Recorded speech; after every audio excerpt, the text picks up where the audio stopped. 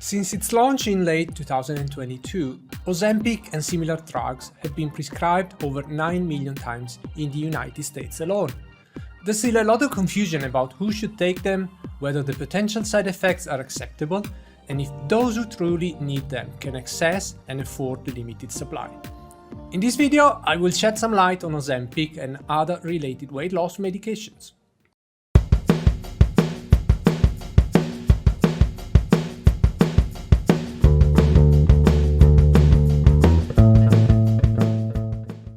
Ozempic belongs to a class of drugs called GLP-1 analogs, which target a receptor in our body that regulates insulin secretion in response to blood glucose levels.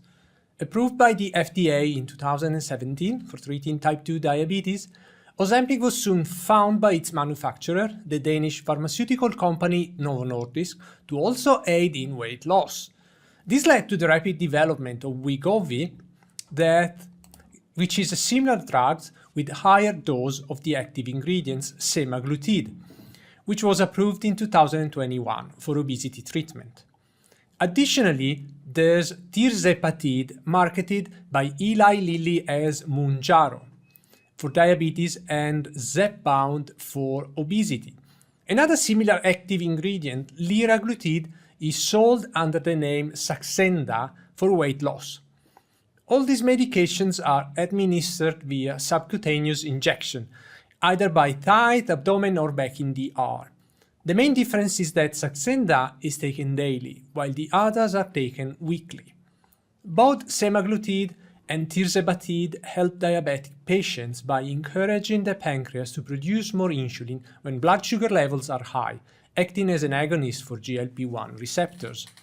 This not only lowers blood glucose sugar, but also significantly reduces appetite, leading to beneficial effects on weight loss. According to the WHO, 809 million adults worldwide are considered obese. So it's no surprise that Ozempic and similar drugs have quickly gained popularity, especially since there aren't many alternatives besides traditional behavioral therapy or bariatric surgery. The success of Ozempic, however, has made it very difficult to find, despite its high cost, with a month of therapy costing over 1,000 euros. To address this shortage, Eli Lilly, a competitor of Novo Nordisk, the maker of Ozempic, launched a telemedicine service called Lilly Direct.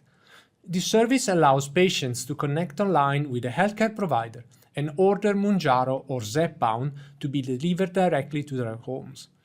Naturally, this practice has raised concern among doctors who worry that patients who would not normally be prescribed these medications might circumvent the usual restrictions through this online service. In Sweden and in other countries, you need a prescription to use these drugs, whereas in the United States, you can purchase them at full price if you can afford to spend over $1,000 a month. Unfortunately, we have to admit that only 5 to 10% of patients who try dietary and behavioral therapy to lose weight achieve significant long-term results. Bariatric surgery has higher success rate, but it's a highly invasive procedure with many consequences, not all of them positive. Older medications for obesity treatment have been withdrawn from the market, except for orlistat-based drugs like the over-the-counter medication Ali that reduce fat absorptions from food. On the other hand, Wegovy can produce an average weight loss of 15%, with some patients losing 20% or more, especially when combined with diet and exercise. 15% might seem modest, but it's much higher than what's typically achieved with standard obesity treatments. However, one thing that's not often mentioned is that 20 to 25% of people treated with Ozempic don't respond to the drug, so we can't really call it a miracle pill. The difficulty in finding Ozempic and other similar drugs has led to a surge in online scams. On eBay, you can find Ozempic sold at ridiculously low prices, and also other websites promise to deliver the product directly to your home. It's needless to say, but you need to be cautious. Just the other day, I read an article stating that many of these sites are run by criminals. So in the best case scenario, you might end up paying for a product that never arrives, but in the worst case, there are serious health risks involved. The benefit of Ozempic and similar drugs go beyond just weight loss. The largest study on semaglutide, published in the New England Journal of Medicine, showed that this drug reduces the risk of heart attack and death from cardiovascular disease by 20% in patients aged 45 and over, who are overweight or obese and have heart disease.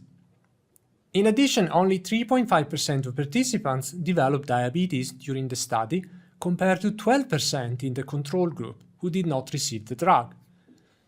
Moreover, because GLP-1 analog drugs reduce inflammation in the heart, kidneys, and liver, researchers hope there might be positive effects for conditions related to brain inflammation, such as Parkinson's and Alzheimer's. These potential benefits are still under investigation. In July 2023, the European Medicine Agency, EMEA, the EU's equivalent of FDA, began investigating potential side effects of Ozempic, particularly those related to mental health, such as suicidal thoughts and self-harm tendencies. Currently, only Wegovy lists depression and suicidal thoughts as side effects, so we'll have to see what happens with the other drugs. More common and confirmed side effects include gastrointestinal issues like nausea, constipation, and diarrhea. Generally, at least 15% of treated individuals develop side effects. Serious side effects linked to Ozempic include pancreatitis, kidney failure, gallbladder problems, and thyroid cancer. In August 2023, both Eli Lilly and Novo Nordisk were sued for alleged effects related to gastroparesis, a condition where the digestive system slows down, making it difficult for food to move to the stomach, causing pain, vomiting, and dehydration. This lawsuit in the US is expanding and could involve up to 10,000 plaintiffs. Gastroparesis appears in about 1 in 1,000 treated patients. All medications have side effects, and currently GLP-1 analogs are considered safe for their prescribed uses. However, long-term and very long-term effects, such as potential loss of bone and muscle mass, are still unknown. Since stopping the treatment often leads to weight regain, these drugs are usually taken long-term. We'll have to wait and see what future studies reveal. The one thing that Ozempic doesn't seem to cure is the stigma against obese people. Remember, obesity is not a choice as many believe. For many, it's a burden they struggle with for most, if not all, of their lives. Seeking help through medication is not something to be condemned. If we don't have issues maintaining our weight, we have no right to judge those who do. Also, many obese individuals don't see their condition as a problem and accept their bodies as they are. This should be an inspiration to many others who don't feel the same way. Scientific studies and medicine will tell us if these drugs are truly a viable solution to obesity, and perhaps new innovative therapies will emerge in the meantime. Meanwhile, if you enjoyed this video, don't forget to share it, and if you are watching it on YouTube and you haven't already subscribed to my channel, do it now to stay updated on health and nutrition topics. Make sure to click on the bell icon so you get notified every time I post a new video. Thanks for watching today, and I'll see you next time.